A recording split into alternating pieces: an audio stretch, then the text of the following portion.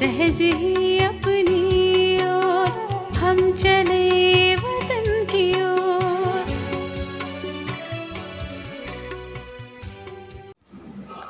ஓம் சாந்தி 2/2/1976 அவ்யக்த பாப்தாதா மதுபன்.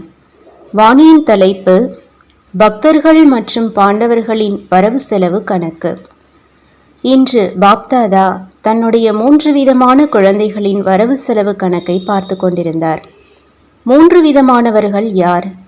1 முகவம்சாவளி பிராமணர்கள், அதாவது யார் பாப்தாதாவுடன் சேர்ந்து புது உலக ஸ்தாபனை காரியத்தில் சகயோகியாக இருக்கிறார்களோ அவர்கள். 2வது பாப்தாதாவின் மற்றும் பிராமணர்களின் நினைவில் மற்றும் அவர்களை அழைப்பதில் எப்பொழுதும் மகிழ்ச்சியில் இருக்கும் பக்தர்கள்.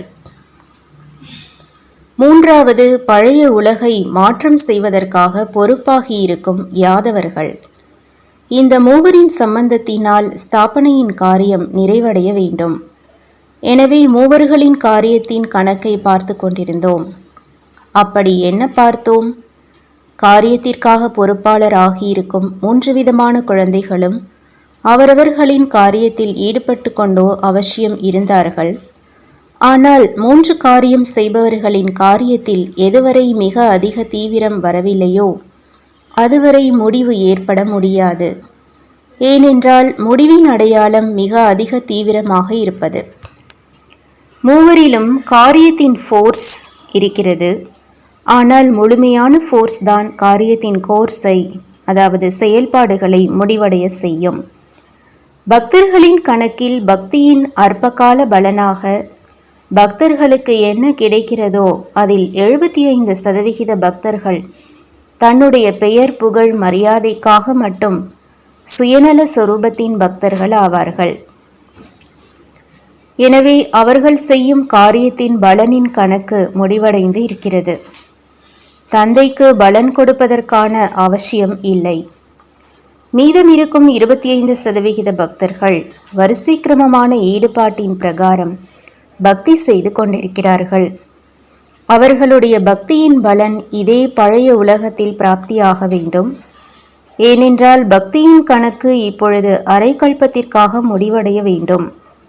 அவர்களுடைய நிலையாக என்ன பார்த்தோம் என்றால், இப்பொழுது செய்தார்கள், மேலும் இப்பொழுதே கிடைத்தது. அதாவது அற்பகால ஈடுபாட்டின் பலன் இப்பொழுதே அற்ப காலத்தில் பிராப்தியாகி விடுகிறது. எதிர்காலத்திற்காக சேமிப்பு ஆவதில்லை. பக்தர்களின் பிராப்தியின் ரூபமாக எப்படி மழை காலத்தில் எறும்புகளுக்கு இறக்கை முளைத்து விடுமோ, மேலும் அவை மிகவும் குஷியோடு பறக்க ஆரம்பித்துவிடும் என்பது போல் இருந்தது. ஆனால் அந்த அற்ப காலத்தில் பறந்து செல்வது அதே சீசனிலேயே அவர்களை அழித்து விடுகிறது. அங்கேயே பிராப்தி மற்றும் அங்கேயே முடிவு. அதே போலவே இப்பொழுதைய பக்தர்கள், அதாவது கலியுக தமோபிரதான பக்தர்கள், அற்பகால பலனின் பிராப்தியில் குஷியாகுபவர்கள். எனவே அவர்களுடைய பலனின் பிராப்தியின் காரியம் நாடகப்படி முடிவடைந்தே இருக்கிறது. 5% பிராப்தியின் காரியம் மட்டும் இப்பொழுது மீதம் இருக்கிறது. இப்பொழுது மிக அதிக, அதாவது ஃபுல் ஃபோர்ஸில் கதறுவார்கள்.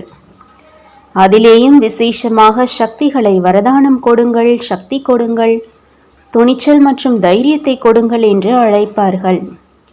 இப்பொழுது இது மிக அதிகத்தில் சென்று பிறகு முடிவடைய போகுபவை.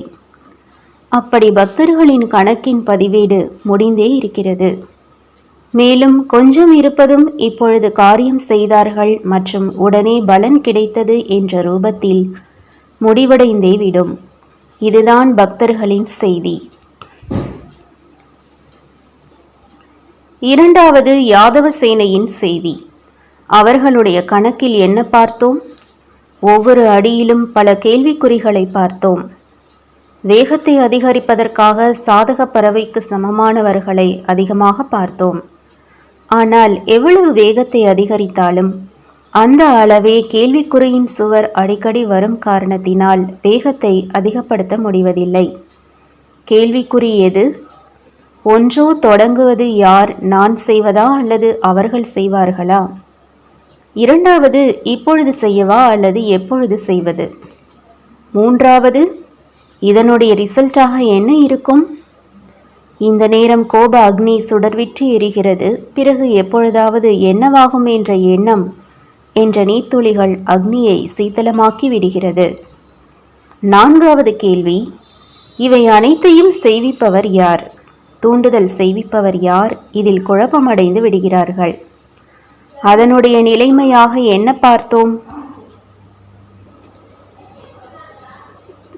தன்னைத்தானே புரிந்து கொள்வதில்லை.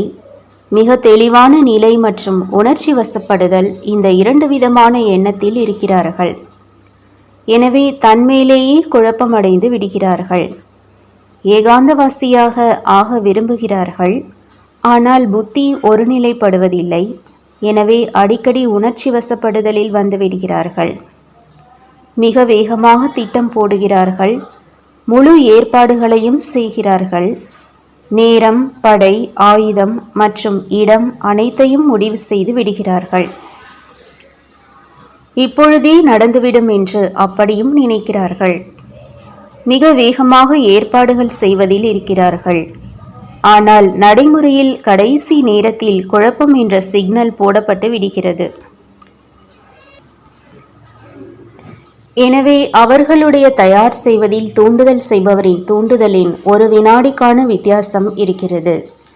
ஏற்பாடுகள் இருக்கின்றன, ஆனால் அந்த ஒரு வினாடியின் காத்திருத்தலில் இருக்கிறார்கள். அவர்களுடைய நிலை ஒரு வினாடி வரை வந்து சேர்ந்தது. ஏற்பாடுகளை முடித்துவிட்டு காத்திருத்தலில் இருக்கிறார்கள். எனவே அவர்களுடைய கணக்கில் முழுமையான ஏற்பாடுகளை பார்த்தோம். இப்பொழுது இன்னும் தரமுள்ளதாக ஆக்க வேண்டும். இந்த ஒரு காரியத்தில்தான் ஈடுபட்டு கொண்டிருக்கிறார்கள். ஆனால் தன்னுடைய விவேகம் மூலமாக தன்னுடைய ஏற்பாடுகளின் முடிவை செய்து கொண்டிருக்கிறார்கள். முடிப்பதற்கான ஒரு கோப்பு மிச்சம் இருக்கிறது. இதுதான் யாதவர்களின் செய்தியாக இருந்தது. இப்பொழுது உங்களை பற்றி கேட்பதற்கான ஆசை இருக்கிறதா? தூண்டுதலை பெறுபவர்களோ தயாராக இருக்கிறார்கள். ஆனால் தூண்டுதல் கொடுப்பவர்களின் நிலை என்னவாக இருக்கிறது? கொடுப்பவர் கொடுக்கட்டும், பெறுபவர் களைப்படைந்து விடட்டும் என்ற பழமொழியின்படி இருக்கிறது. ஆனால் இந்த விஷயத்தில் பெறுபவர்கள் கிடைக்காத காரணத்தினால் களைப்படைந்து கொண்டிருக்கிறார்கள். பெறுபவர்கள் பெறுவதற்காக தயாராக இருக்கிறார்கள். ஆனால் கொடுப்பவர்கள் தன்மேலேயே கவனம் வைத்து இதுவரையிலும் ஈடுபட்டு கொண்டிருக்கிறார்கள். அப்படி பிரம்மாமுக வம்சாவளி பிராமணர்களின் கணக்காக என்ன இருந்தது? அதை தெரிந்திருக்கிறீர்களா அல்லது கூறலாமா? பிராமணர்களின் பதிவேட்டில் விசேஷமாக என்ன பார்த்தோம்? உலக மாற்றம் மற்றும் உலக நன்மைக்கான சுபபாவனை பெரும்பான்மையோரிடம் வெளிப்பட்டு கொண்டிருக்கிறது. ஆனால் சென்று கொண்டிருக்கும் போதே எப்படி யாதவர்களின் வேகம் கேள்விக்குறியின் காரணமாக தீவிரமாக ஆவதில்லை, அதேபோல் பிராமணர்களின் உயர்ந்த பாவனையில் பிரத்யக்ஷ பலன் பிராப்தியாக வேண்டியதுதான் ஆகிறது என்றால், இடையில் ஏதாவது ராயல் ரூபத்தின் விருப்பம் சுய விருப்பங்களை உள்ளடக்கி விடுகிறது. அப்படி பிராமணர்களின் நிலையில் சுப பாவனை மற்றும் ராயல் ரூபத்தின் விருப்பம், இந்த இரண்டின் கண்கட்டு வித்தை நடந்து கொண்டிருக்கிறது. எப்படி பழுத்த பழத்தை பறவைகள் அருந்தி விடுகின்றன, அதேபோல் பாவனையினால் பிராப்தியாக இருக்கும் பழத்தை விருப்பம் என்ற பறவை அருந்தி விடுகிறது. அப்படி பிராமணர்களின் பரிவர்த்தனை செய்யும் விதி சித்தி சொரூபம் ஆகாத காரணத்தினால் பாவனை மாறி காமனா ஆகிவிடுகிறது. எனவே முயற்சி செய்வது ஜுவாலா ரூபமாக இருப்பதில்லை. பிராமணர்களின் ஜுவாலா ரூபம் விநாச ஜுவாலையை சுடர்விட்டு எரிய செய்யும். எனவே பிராமணர்களின் கணக்கில் இப்பொழுது கடைசியில் மிக வேகமாக செய்யும் முயற்சி ஜுவாலாரூபமாக இருக்க வேண்டும் என்பது இன்னும் ஆகவில்லை. யாதவர்களின் காரியம் முடிவடைந்த மாதிரியேதான் பாண்டவர்களின் காரியம் நிறைவேறப் போகிறது. பாண்டவர்களின் காரணமாக யாதவர்கள் நின்று கொண்டிருக்கிறார்கள். பாண்டவர்களின் உயர்ந்த கௌரவம், ஆன்மீக கௌரவத்தின் நிலை யாதவர்களின் குழப்பமான சூழ்நிலையை முடிவடைய செய்யும். எனவே தன்னுடைய கௌரவத்தினால் குழப்பமான ஆத்மாக்களுக்கு அமைதி மற்றும் நிம்மதியின் வரதானத்தை கொடுங்கள். புரிந்ததா? மூவரின் கணக்கை கேட்டீர்களா? நல்லது. அந்த மாதிரி ஜுவாலா சுரூப அனைத்து அழியும் விருப்பங்களை உயர்ந்த பக்கம் சுப பாவனையில் மாற்றம் செய்யும் பக்தர்களுக்கு அற்ப காலத்து கடைசி பலனை மகாதானி வரதானி ரூபத்தில் கொடுக்கக்கூடிய, வள்ளல் மற்றும் வரமளிக்கும் வள்ளல் தந்தைக்கு சமமாக கொடுக்கக்கூடிய மற்றும் அனைவரின் மன விருப்பங்களை நிறைவேற்றக்கூடிய சம்பூர்ண ஃபரிஷ்தா ஆத்மாக்களுக்கு பாப்தாதாவின் அன்பு நினைவுகள் மற்றும் நமஸ்காரம். ஓம் சாந்தி. तुम बच्चों को तो सर्विस करनी है, जो बाबा कहते हैं सबको ये बताओ कि देखो तुम्हारा एम एंड ऑब्जेक्ट ये है, एक गीता है बगैर, ये राजयोग है ना बच्चे। कैसे है राजयोग? बिल्कुल सहज है कि बाप को याद करो तो ये वैसा मिलेगा तुमको। ओम शांति।